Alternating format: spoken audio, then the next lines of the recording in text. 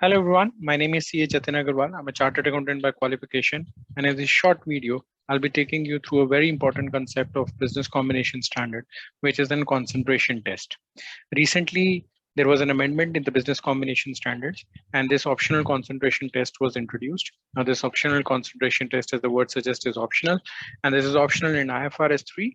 And if you're following Ind AS, it is still optional. But when it comes to ASC 805, that is, if you're following US GAAP, this is not an optional test. You'll have to mandatory follow this test.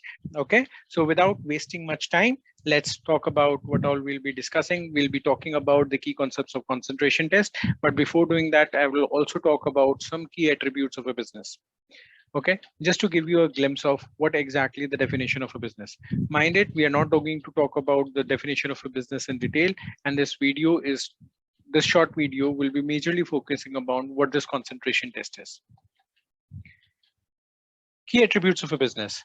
Now, in front of the slide, there is a process, which is a process from converting your wood logs into a paper machine. How is it done? So basically, when you have trees are converted into logs, cut down, harvested, and then converted into logs. Once these logs, as and when these logs are required in the factory, these are shipped to the factory. These factories are then converting these logs into small chips. These chips are then further converted into some pulp. This pulp is then dried, colored, and then finally its paper is manufactured. Paper is in a form of a rolls initially, and then finally it's cut down into various shapes and sizes based on the customer's requirement, and it's shipped to the customers finally. Okay, so this is the entire process which has been followed for manufacturing a paper from woods. Okay, now if you look at this diagram, there would be a number of assets that you would identify. These are vehicles, buildings, some machineries, and all. Now, if you simply look at these assets, they would be if you simply buy a truck, then that would be basically an asset acquisition. If you simply buy a building, that would definitely be an asset acquisition. If you buy a group of assets, let's say a truck and a building, then it would be a group of asset acquisition. But in what situation will it be a business acquisition? A business acquisition will be a transaction in which you are not just buying an assets, but also you are buying an as processes associated with it. If you would have noticed, this picture over here consists of two things. Number one is the assets, and secondly is the various processes which helps integrate these assets and help them combine and produce an output. Okay, so when you're talking about both these things together, that is when you're talking about a business.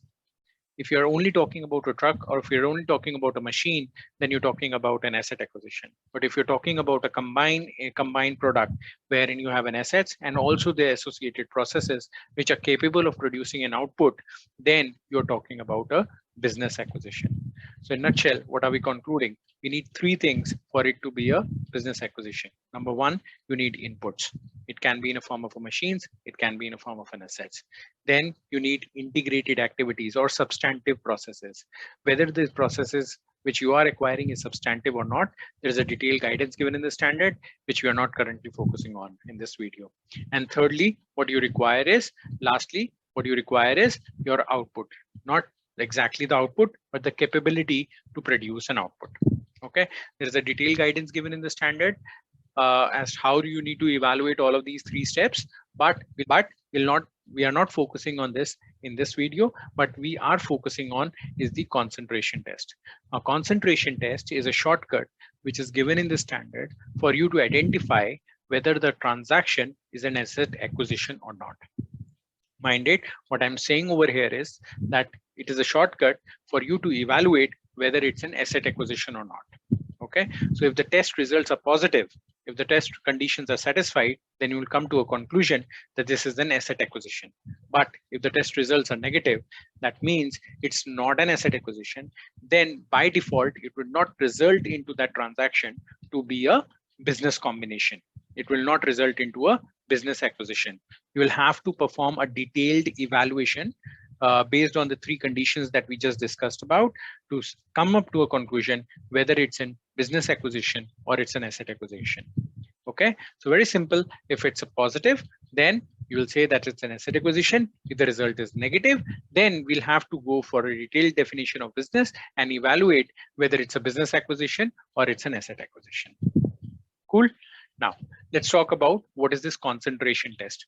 Now, this concentration test simply says that if the substantially all of the fair value of the gross assets that has been acquired is concentrated in a single asset or a single, let's for a simplicity sake, let's simply say that if it's concentrated in a single asset, then probably it's not a business acquisition, but it's a asset acquisition. So what are they trying to say? If you're paying $100 and out of that $100, 90%, that is 90 rupees, $90 or 90 more than $90 is something that you're paying for a single identified asset. In those situations, in this transaction, you are majorly acquiring an asset, and hence you should account for this as a asset acquisition. Okay, you should not record this as a business acquisition. Okay, now when I say majorly assets, or the word used over here is substantially, the word substantially is not defined in Ind AS or in IFRS, but in US GAAP, it has been defined as 90% or more. So similar benchmark, we can use it for the purpose of our IFRS or Ind AS accounting. Clear? Now, one thing that we need to be very clear about is what is this fair value of gross assets acquired? How do you compute this fair value of gross assets acquired? Let's understand this with the help of an example. Generally, what you will have is that you have net assets, and for these net assets, you will be paying certain considerations. And the value of these net assets would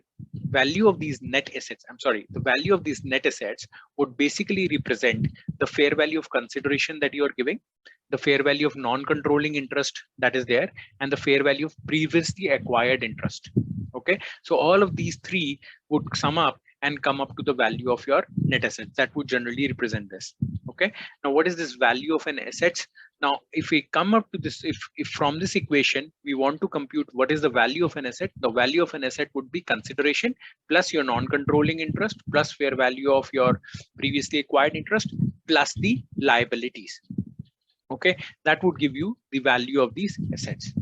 Okay, now when it comes to this standard, it says the fair value of this gross asset would come out to be your consideration that you've paid plus the non-controlling interest plus the fair value of previously acquired interest plus the liabilities that you've assumed and minus some of these assets that you have acquired. What are these specific assets that needs to be deducted?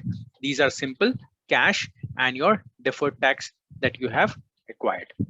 Okay, so once you acquire this fair value of gross assets, you simply need to compare this with the value of single assets that has been acquired. And if the 90% criteria has been satisfied, then you will say that it's an asset acquisition. Lastly, I would like to reiterate that if this test is not met, then the further assessment will be required. If this test is met, that is 90% threshold is met, then probably you can conclude that this is not a business and you can record this transaction as an asset acquisition. But if this test is not met, this is a very important point that you need to make a further assessment, and there can be both the possibilities. It can be an asset acquisition also, and it can be a business acquisition. I hope you find this short video meaningful, and please do subscribe in case you want to have such interesting videos in terms of accounting standards. Thank you so much.